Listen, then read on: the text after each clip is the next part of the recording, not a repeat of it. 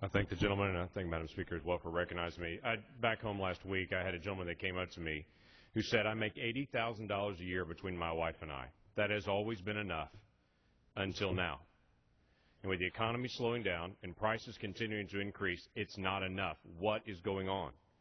The simple statement that I can make to him is the economy continues to slow down because the federal government continues to borrow more and more money for its own debt, taking that money out of the private sector's hands, which would typically increase the economy, increase jobs, increase economic activity, but instead right now it's all coming towards the federal government as we require more and more money, slowing the economy down more and more.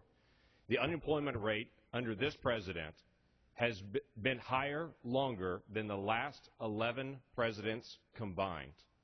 There is something unique that I can say to the college student coming out of college that can't find a job. This is not a typical American economy.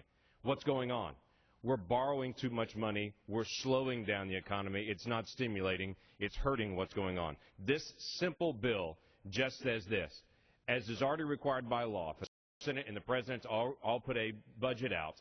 This also says, let's put a budget out because of the dire times that we are in. It says, at some point in the next 10 years, let's bring it to balance. Now, when the President sent his folks over last year to the Budget Committee to present the President's budget, I asked specifically, does this budget balance at any point? 10 years, 25 years, 75 years, is there a point of balance? And the response was, no. We're just asking for things to balance sometime. Tell us when there's a proposed balance out there. Have a plan. Right now we have no plan to plan, and that needs to change. The Senate doesn't have a budget for the last 4 years at all. The President presents a budget that never balances. After the fiscal cliff issues and after all the things that have happened, our tax revenue estimated by CBO will go up 25% next year. It is estimated that our revenues next year will be the highest revenue in the history of the United States.